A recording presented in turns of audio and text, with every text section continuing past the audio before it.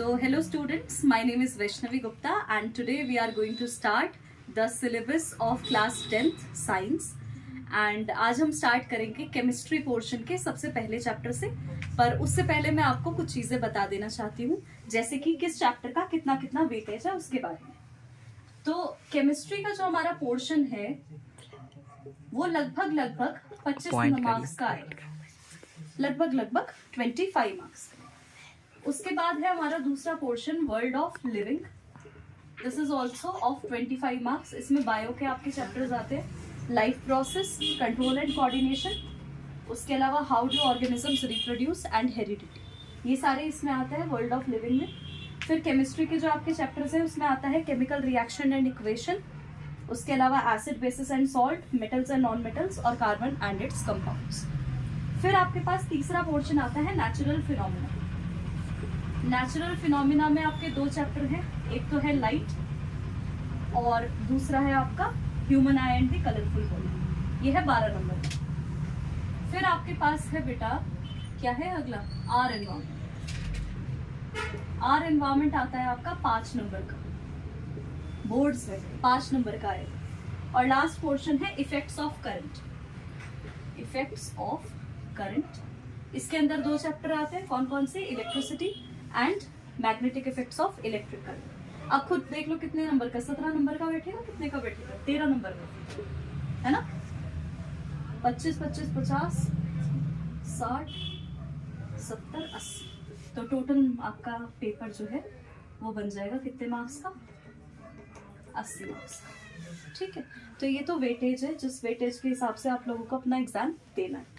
ठीक है, अब सबसे इम्पोर्टेंट जो आपको दिख रहा होगा, ये दिख रहा है आर एनवायरमेंट, सबसे आसान चैप्टर यही है, सबसे आसान यही है, मैं बता रही हूँ। उसके बाद अब हम शुरू कर रहे हैं केमिस्ट्री पोर्शन में। केमिस्ट्री में आपके जो जो चैप्टर है, एक तो है आपका केमिकल रिएक्शन एंड इक्वेशन, सबसे पहला तो यही चैप्टर है, केमिकल रिएक्शन एंड इक्वेशन। दूसरा चैप्टर है आपके पास एक शायद मेटल्स एंड नॉन मेटल्स है। उसके बाद है आपके पास एसिड्स, बेसिस एंड सॉल्ट और कार्बन एंड इट्स कंपाउंड्स। ये चार चैप्टर्स आपके पास टोटली है, ठीक है, जो कि आपके 25 नंबर बना। तो इनमें से हम सबसे पहला चैप्टर शुरू करने जा रहे हैं, which is your chemical reactions and equation. Okay, so let's start. हमारा जो चैप्टर है, नाम समझ में आ रहा है तुम्हें, क्या दिया है नाम इसका, केमिकल रिएक्शन। बेटा तो केमिकल रिएक्शन होता क्या है एक्चुअली, देखो जब भी हम कोई रिएक्टेंट ले रहे हैं बेटा, कोई भी रिएक्टेंट तुमने लिया, वो आपस में रिएक्ट करे और फाइनल एक प्रोडक्ट तुम्हें दे दे, तो ये पूरा प्रोसीजर कहलाता है रिएक्शन। ठीक है, मतलब किसी रिएक्टेंट के रिएक्ट करने पर जब कोई प्रोडक्ट बने तो उसको क्या कहते हो, अरे क्या कहते हैं उसको। तो बच्चा जब भी कोई रिएक्शन होती है तो बहुत सारी चीजें साथ में अकर हो रही होती है, जैसे कि बहुत बार कई रिएक्शंस में गैसेस इवॉल्व होती है। ठीक है, जैसे कि मान लो आपने कोई भी मेटल लिया, इसके साथ अगर आप मतलब रिएक्ट करा रहे हो किसी एसिड को, तो ये क्या करेगा, एक सॉल्ट बनाएगा और साथ में hydrogen gas will be liberated. ठीक है, तो जब भी ऐसा कोई प्रोसेस होगा तो इवोल्यूशन ऑफ गैस होगा।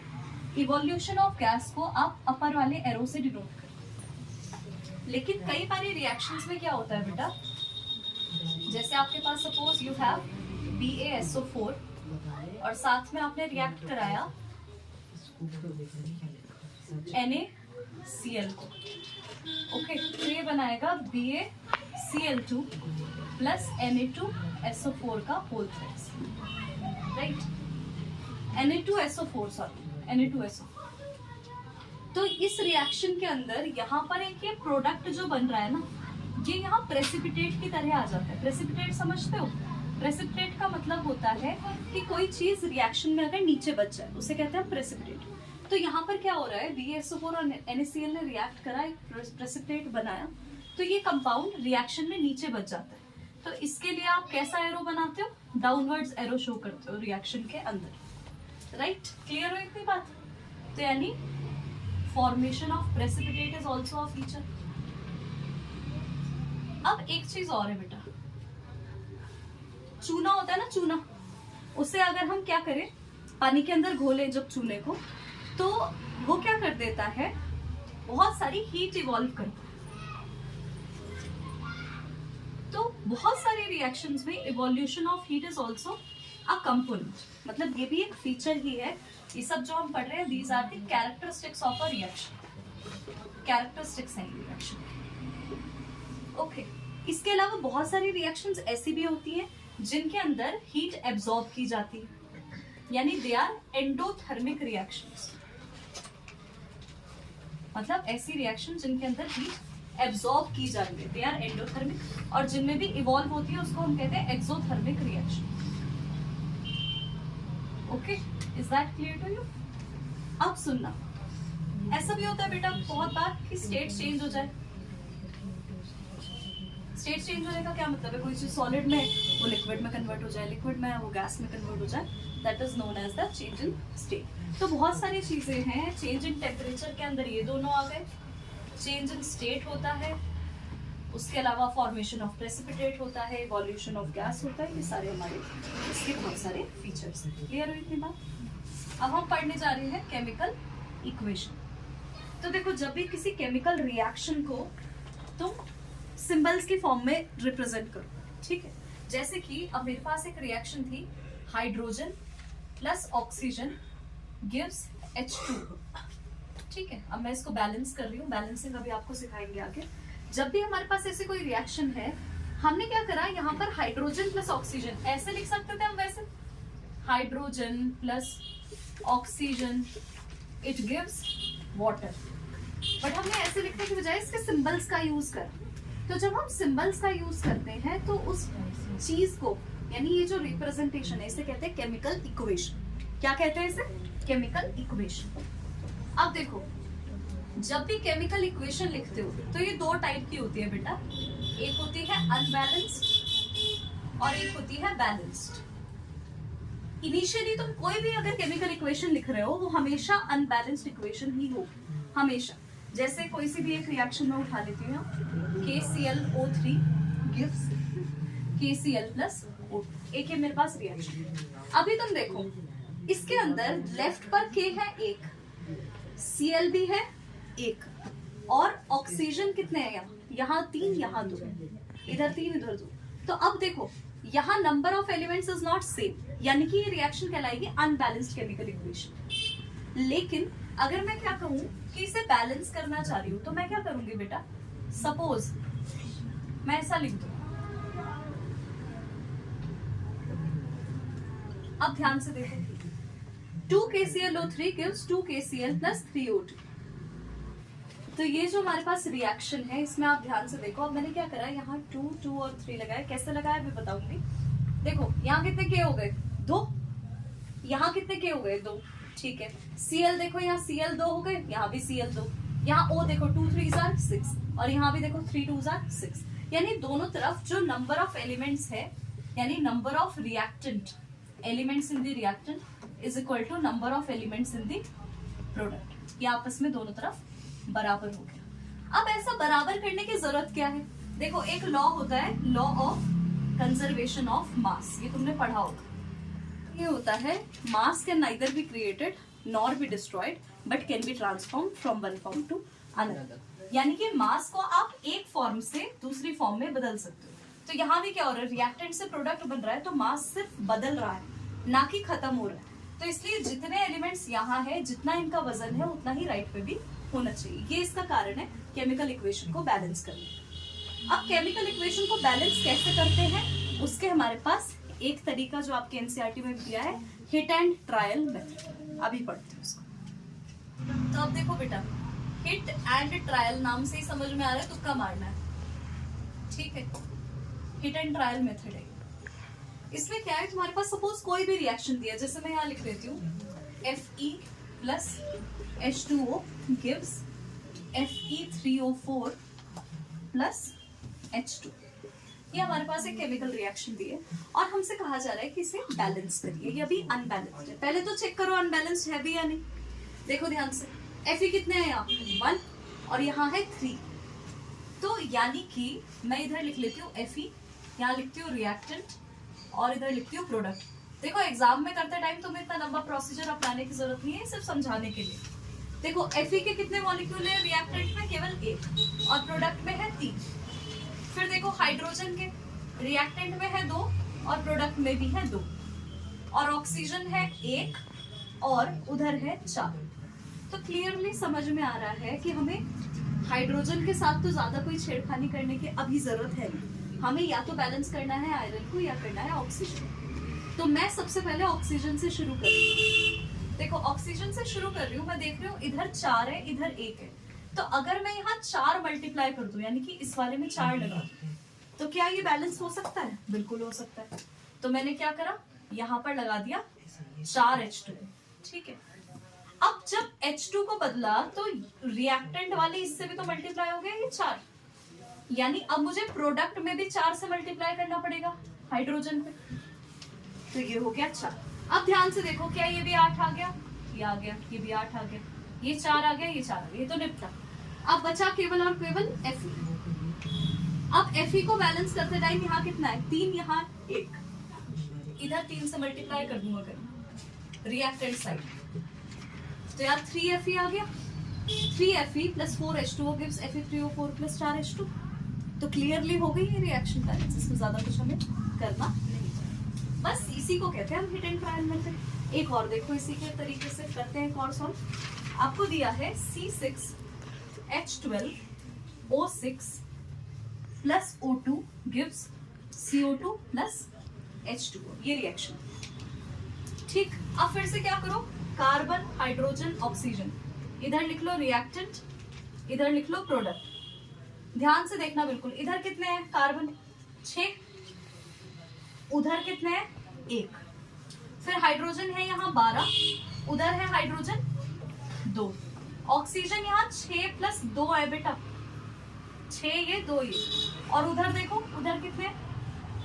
2 प्लस 1 है, यानी कि यहाँ है 8, यहाँ है 3। अब ऐसे वाले केसेस में बैलेंसिंग थोड़ी सी टफ हो जाती है, तो हम उस एलिमेंट से शुरू करेंगे जो सबसे आसानी से बैलेंस हो जाए। इधर कितना है बेटा? 6, इधर है 1। कार्बन से शुरू कर रही हूँ, तो कार्बन इधर तो कुछ मल्टीप्लाई करने की जरूरत है, मैं क्या कर रही हूँ यहाँ 6 से मल्टीप्लाई कर रही हूँ। सबसे पहले कार्बन में करा मैंने 6 से मल्टीप्लाई, कार्बन हो गया बैलेंस। अब अगला एलिमेंट मुझे दिख रहा है हाइड्रोजन। हाइड्रोजन है यहाँ 12 और यहाँ है 2। क्या मैं यहाँ 6 से मल्टीप्लाई कर दूं तो 12 हो जाएगी, हो गए वही। अब बस एक चीज बची है जो है ऑक्सीजन। पहले अब गिनना पड़ेगा कि ऑक्सीजन में बदलाव कितना है। देखो यहाँ पर ऑक्सीजन पहले था 2, लेकिन अब कितना हो गया? 6 इंटू 2 12 हो गया, 12 हो गया या नहीं? और यहाँ भी देखो 6 इंटू 1 कितना हो गया? 6 हो गया। अरे बोलो, तो यानी अब टोटल हो गया 12 प्लस 6 यानी 18। अब इधर करना है हमें ऑक्सीजन को बैलेंस। ध्यान से देखो, ये तो पूरा बेचारा बैलेंस हो चुका, इसको छेड़ के अभी कुछ नहीं मिलेगा। हम पे O2 फ्री है ना, यहाँ जो फ्री है सारा बदलाव इसमें करेंगे। कैसे? देखो 6 तो ये है, यहाँ से मिल रहा है 18, 12 और चाहिए। अरे 12 और चाहिए, तो देखो जब 12 और चाहिए तो हम क्या यहाँ 6 से मल्टीप्लाई कर सकते हैं इस वाले को, तो ये कितना हो जाएगा? 6 प्लस 12 यानी कि 18 हो जाएगा। तो जो अकेला बचा है उस वाले को तुमने क्या कर दिया? बैलेंस कर दिया। यहाँ से आपकी रिएक्शन का आंसर आ जाएगा। बहुत आसान है, बैलेंसिंग में ज्यादा कुछ नहीं। 2-3 रिएक्शंस लिख रही हूँ, वो आप होमवर्क से बैलेंस करिएगा और उनके आंसर कमेंट सेक्शन में लिख देना।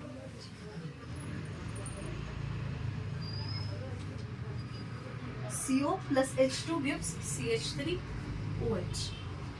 सेकेंड रिएक्शन है CH4 plus O2 gives CO2 plus H2। तीसरी रिएक्शन है आपके पास CO2 plus H2O। इसकी तो हिंट तो मैं अभी लग जाएगी, देखते हैं साथ में। C6H12O6 plus O2। ठीक है, और फोर्थ वाली कर लेना, एक और कर लेना, FeSO4 gives Fe2O3 plus SO2 plus SO3, SO2 plus SO3। ठीक है, ये 4 आपके होमवर्क है बेटा, इनको होमवर्क से आप कर लें। So we are moving to the next topic, which is the types of chemical reactions. Now we are going to start with the types of chemical reactions. तो हमारे पास बहुत सारे टाइप की chemical reactions होती हैं, जिनमें से सबसे पहला है हमारा composition reaction. अब कंपोजिशन के नाम से समझ में आ रहा है कि जब दो या दो से ज्यादा चीजों को ऐड किया जा रहा होगा, मिलाया जा रहा होगा, तब जाकर कंपोजिशन होगा.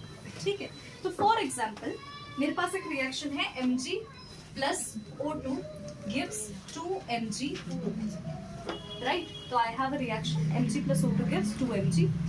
अभी ये बैलेंस कर रखी है, तो इसलिए मैं यहाँ 2 लगा रही हूँ. ओके, तो यहाँ क्या हो रहा है, दो एलिमेंट मिल रहे हैं और एक सिंगल प्रोडक्ट बना रहा है.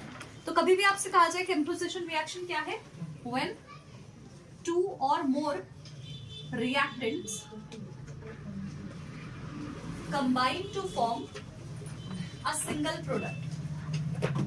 जब भी दो या दो से ज्यादा एलिमेंट्स मिले और एक सिंगल प्रोडक्ट बनाए या कंपाउंड्स मिले, तब हम कहते हैं that it is having a composition reaction.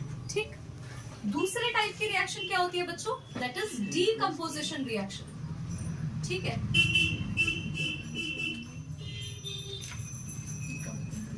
अब सुनो ध्यान से.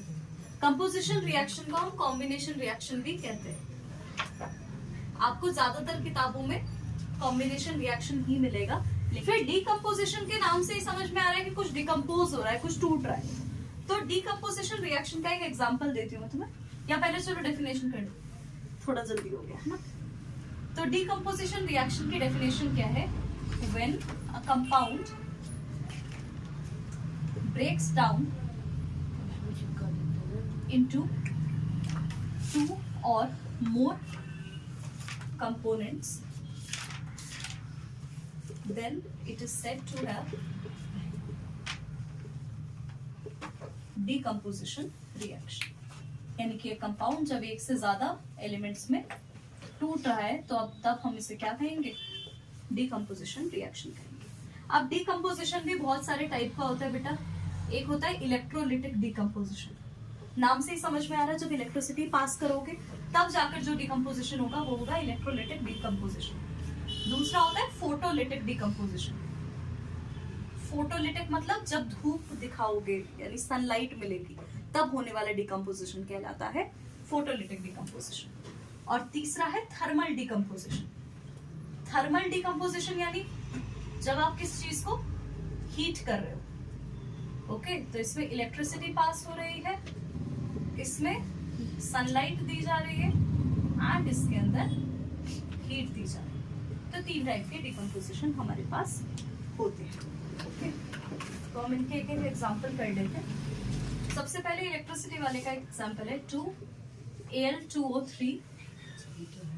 जब हम इसमें से इलेक्ट्रिसिटी पास करते हैं तो एल्यूमिनियम और ऑक्सीजन में ब्रेक हो जाता है. अब देख लो, बैलेंसिंग तो तुम्हें आती है. मैंने देखा यहाँ पर एल्यूमिनियम कितने थे, 2 और 2 4 थे, तो यहाँ 4 लिख दिया. ऑक्सीजन कितने थे, 2 into 3 6, तो 6 लिख दिया. तो ये रिएक्शन है हमारी जब हम इसमें से इलेक्ट्रिसिटी पास करें. ठीक है, अब देखो फिर है फोटोलिसिस. फोटोलिसिस में क्या होता है, जैसे AgCl है तुम्हारे पास, ये बहुत फेमस रिएक्शन है और बच्चों ये पेपर में जरूर आती है, बहुत बार पूछी जाती है. AgCl का decomposition in the presence of sunlight. देखो सनलाइट को Hν से लिखते हैं. 11वीं 12वीं में आप लोग पढ़ोगे Hν क्या है. ये एक तरीके की एनर्जी को ही रिप्रेजेंट करता है, सनलाइट को. ओके, लाइट एनर्जी को रिप्रेजेंट करता है. तो AgCl किस किस में टूटेगा, Ag में और Cl2 में. ये क्या है हमारा, सिल्वर है.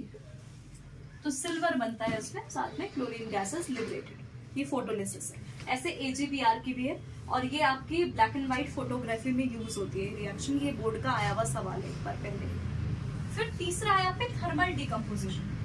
थर्मल डिकम्पोजिशन में है बेटा हम पे PbNO3 का whole twice gives PbO plus NO2 plus O2.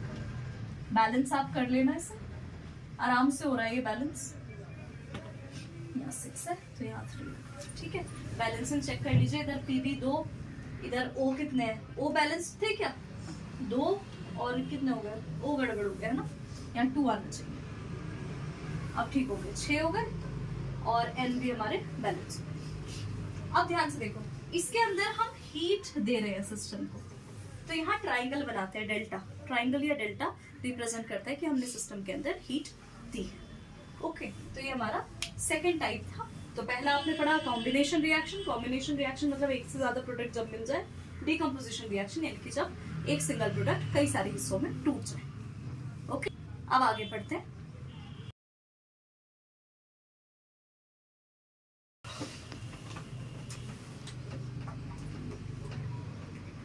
Displacement reaction, हमारी रिएक्टिविटी सीरीज है, ठीक है। तो ये तो सबको तुम्हें याद होनी चाहिए, it is very important for you. अब डिस्प्लेसमेंट रिएक्शन की जब हम बात कर रहे हैं बेटा, तो जैसे एक एग्जांपल देती हूँ मैं तुम्हें। यहाँ दिया है Fe प्लस CuSO4 गिव्स। ध्यान से सोचो, Fe और Cu ये दो एलिमेंट देख रहे हो। अगर हम यहाँ रिएक्टिविटी सीरीज में देखें, Fe कहाँ है, अच्छा दे रखा है, और Cu है नीचे, राइट। Fe ऊपर है, Cu नीचे, तो Fe is more reactive than Cu, right. Fe क्या है, ज्यादा रिएक्टिव है Cu से। तो क्या हम ऐसा कर सकते हैं कि Cu को हटा दें और इसकी जगह बिठा दें Fe को, यानी ये बन जाए FeSO4 प्लस Cu। तो एक्चुअली यहाँ हुआ क्या, कॉपर को आयरन ने डिस्प्लेस कर दिया उसके प्लेस। तो ये इस तरीके की रिएक्शन कहलाती है बेटा displacement reaction, right. Displacement reaction में क्या हुआ, स्ट्रॉन्गर यानी कि highly reactive element will displace the less reactive element from its compound. तो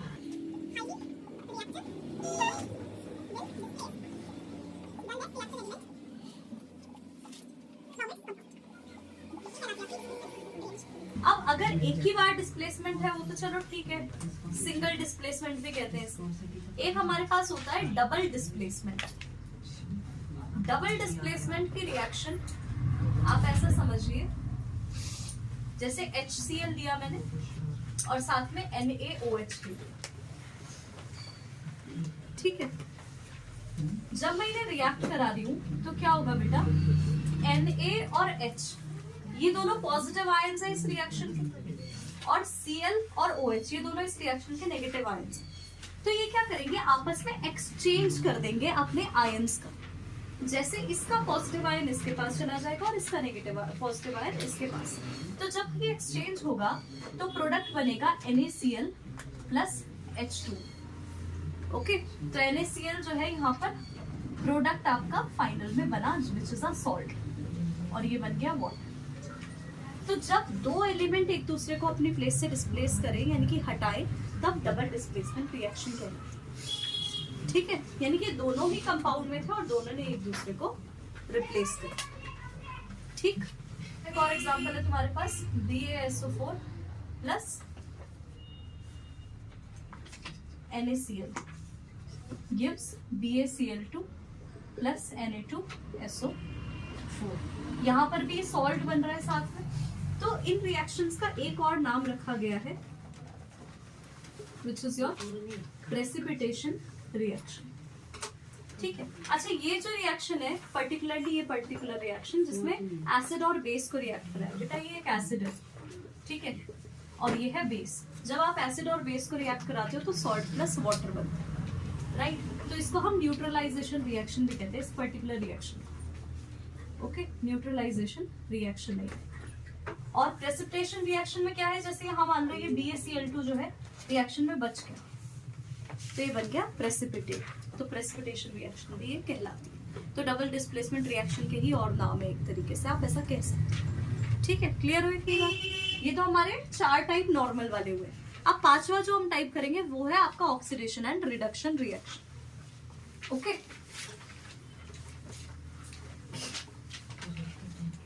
रिएक्टिविटी सीरीज बहुत जरूरी है बच्चों, याद कर लेना पेपर से पहले, मैं तुम्हें क्लियरली कह रही हूँ, बहुत ही जरूरी है। देखो, ऑक्सीडेशन और रिडक्शन, इनके बीच में थोड़ा सा अंतर समझना। देखो, जब भी ऑक्सीजन का एडिशन होगा, एडिशन ऑफ ऑक्सीजन कह रही हूँ, तब तक हम कहेंगे कि रिएक्शन में ऑक्सीडेशन होगा। लेकिन हम तब भी कहते हैं अगर लॉस ऑफ हाइड्रोजन हो रहा हो, अगर किसी रिएक्शन के दौर में हाइड्रोजन लूज हो रहा हो तो भी हम क्या कहेंगे कि ऑक्सीडेशन हो रहा है। और एक और होता है लॉस ऑफ इलेक्ट्रॉन।